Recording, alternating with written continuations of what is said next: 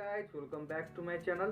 आज चाहिँ म तपाईहरुलाई यस भिडियो मार्फत युट्युबको लागि थम्बनेल आफ्नै मोबाइल फोनबाट कसरी बनाउने र थम्बनेलले चाहिँ हाम्रो भिडियोमा के असर गर्छ, कस्तो फाइदा पुर्याउँछ भन्ने बारेमा सम्पूर्ण जानकारी चाहिँ यस भिडियो मार्फत दिन गइरहेको छु। तपाईलाई हाम्रो भिडियो कस्तो लाग्छ, मन परेमा एउटा लाइक गरिदिनु होला। अहिलेसम्म हाम्रो च्यानललाई सब्स्क्राइब गर्नुभएको छैन भने गएर च्यानललाई सब्स्क्राइब पनि गरिदिनु होला, साथै छेउमा रहेको बेल आइकनलाई पनि दबाउन नबिर्सिनु होला। अब सुरु गरौँ यो भिडियोलाई।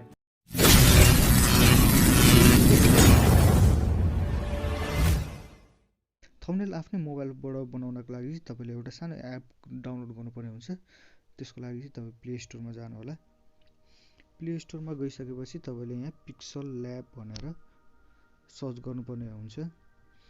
यहाँ देख्नुहुन्छ यस्तो खालको हुन्छ। तपाईले यस्तो आइकन आएको चाहिँ एप तपाईले डाउनलोड गर्न सक्नुहुन्छ। डाउनलोड गरिसकेपछि यसलाई ओपन गर्नु होला।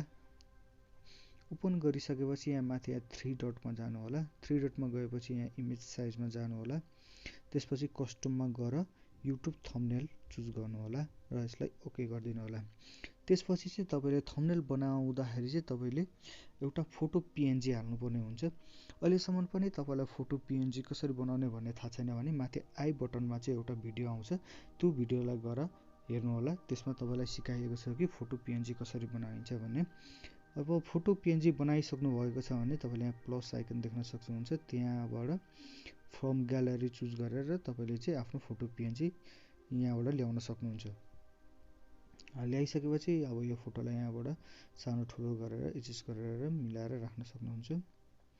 त्यसपछि तपाई यहाँ तेस्रो नम्बरमा जानु होला। तल बटममा तेस्रो नम्बरमा गइसकेपछि तपाई यहाँ स्लाइड गर्नु होला र यहाँ स्ट्रोक भन्ने हुन्छ। स्ट्रोकलाई यसलाई इनेबल गरिदिनु होला। यसको स्ट्रोक भन्नाले तपाईको त्यो जुन पीएनजी को पछाडीको वरिपरि भनौं न बडी पार्ट वरिपरि तपाईलाई त्यो एउटा सर्कल जस्तो आउँछ, लाइन जस्तो आउँछ। तपाई यसको कलर पनि चेन्ज गर्न सक्नुहुन्छ। ब्ल्याक, व्हाइट, रेड, यहाँ डिफरेन्ट कलर छ। तपाईलाई मन पर्ने कलर चुज गर्नु होला। म तपाईहरुलाई देखाउनको लागि यहाँ व्हाइट मात्र चुज गर्छु। त्यसपछि यसलाई ओके गरिदिन्छु। त्यसपछि अझै यसलाई स्लाइड गरेपछि यहाँ तपाईलाई एउटा स्याडो भन्ने अप्सन आउँछ, यसलाई पनि इनेबल गरिदिनु होला र आफ्नो मनपसन्द कलर चुज गर्नु होला। म यहाँ येलो राख्दिन्छु। त्यसपछि तपाईको अब आउँछ हाम्रो टेक्स्ट हाल्ने। टेक्स्टको लागि तपाईले यहाँ देख्न सक्नुहुन्छ, यहाँ न्यू टेक्स्ट भनेर आएको हुन्छ। तपाईले यहाँ ए बटनमा जानु होला। त्यसपछि यहाँ एडिटमा गएर यसमा टेक्स्ट पनि हाल्न सक्नुहुन्छ। अब तपाईको भिडियो के रिलेटेड भिडियो बनाउनु भएको हो त्यही रिलेटेडको चाहिँ तपाईले थम्बनेल बनाउनु पर्ने हुन्छ। म यहाँ हाउ टु मेक भनेर राख्छु। पहिले यति शब्द एउटा यो शब्द। त्यसपछि तपाईलाई यहाँ गएर यो पीएनजी लाई तपाईले यहाँ गएर लक गर्न पनि सक्नुहुन्छ, किनकि मैले अर्को पार्ट यो लेख्दाखेरि चाहिँ यो नचलोस् भनेर चाहिँ तपाईले यो गर्न सक्नुहुन्छ। यसलाई ठुलो गरौँ।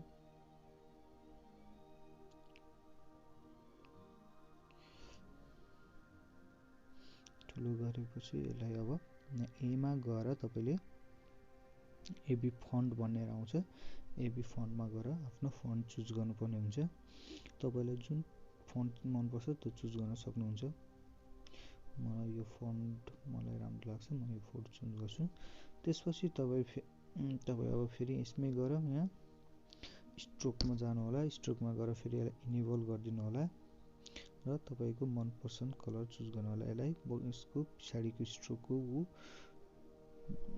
सानो या ठुलो, धेरै राख्ने कि थोरै राख्ने पनि गर्न सक्नुहुन्छ। तपाईलाई जति मन लाग्छ त्यति राख्न सक्नुहुन्छ। Lucky done. त्यसपछि स्याडोमा जानु होला र यसलाई पनि इनेबल गरिदिनु पर्ने हुन्छ र डन। त्यसपछि अब फेरि दोस्रो लेटर गर्नको लागि तपाईले फेरि ए बटनमा गएर तपाईले यहाँ एडिटमा गएर यसलाई डन गरौँ। यसलाई पनि लक गरौँ। यसलाई लक गरिसकेपछि अब के गरेर टेक्स्टमा गएर एडिटमा गएर तपाईले अब अर्को वर्ड राख्नुपर्ने हुन्छ। म युट्युब थम्बनेल भनेर राख्छु। त्यसपछि तपाई फेरि एबी फन्टमा जानु होला। एबी फन्टमा गइसकेपछि आफ्नो फन्ट चुज गर्नु होला। फन्ट चुज गरिसकेपछि तपाईलाई थाहा छँदै होला, अब याद भयो होला तपाईँलाई प्रोसेस। त्यसपछि तपाईँ स्ट्रोकमा जानुपर्ने हुन्छ। स्ट्रोकमा गएर यसलाई स्ट्रोकलाई इनेबल गरिदिनु पर्ने हुन्छ। यसमा अलिकति एट्र्याक्टिभ देख्नलाई म अर्को डिफ्रेन्ट कलर हालिदिन्छु। त्यसलाई डाउन गरिदिन्छु। फेरि स्याडोमा जान्छु, स्याडो ओपन गर्छु, त्यसको ओपेसिटीमा हल्का बढाइदिन्छु, यसलाई डाउन गरिदिन्छु। त्यसपछि यसलाई पनि अब लक गरिदिउँ। यहाँ लक गरिदिइसकेपछि फेरि नयाँ अब अर्को टेक्स्ट हाल्नलाई फेरि प्लस आइकनमा जान्छु, एडिटमा गएर फेरि म नयाँ टेक्स्ट हाल्छु। अब अन मोबाइल भनेर राखिदिन्छु।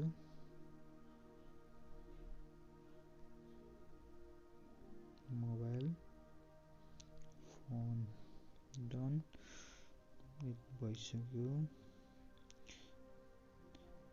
त्यसपछि तपाईँ फेरि एमा गएर एबी फन्टमा जानुपर्ने हुन्छ र आफ्नो फन्ट चुज गर्नुपर्ने हुन्छ। त्यसपछि तपाईँ यहाँ गएर स्ट्रोकमा गएर इनेबल गरिदिनु होला। इनेबल अब तपाईँलाई मनपसन्द कलर राख्नु होला। फेरि तपाईँलाई देखाउनको लागि मात्रै म यहाँ जे हुन्छ त्यही कलर लगाएर देखाइरहेको छु। तपाईँले आफूलाई मनपर्ने कलर राखेर देखाउन सक्नुहुन्छ। यसमा म येल्लो राखिदिन्छु, स्याडोमा येल्लो डन। यसलाई पनि माथि लगेर डाउन गरिदिन्छु हल्का तल।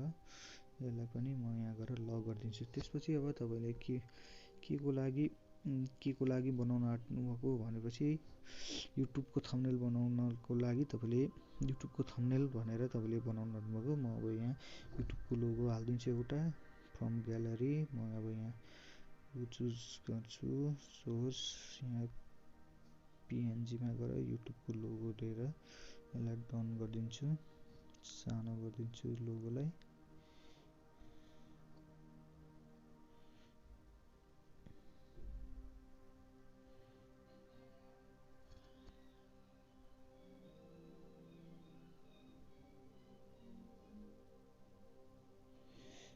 त्यसमा थर्ड नम्बरमा जान्छु, फेरि म स्ट्रोकलाई इनेबल गरिदिन्छु, स्ट्रोकको बढाइदिन्छु। त्यसपछि म स्याडोमा जान्छु, इनेबल गरिदिन्छु। हल्का 3D लुकमा ल्याउनको लागि म हल्का साइड राखिदिन्छु र डन गरिदिन्छु यसलाई।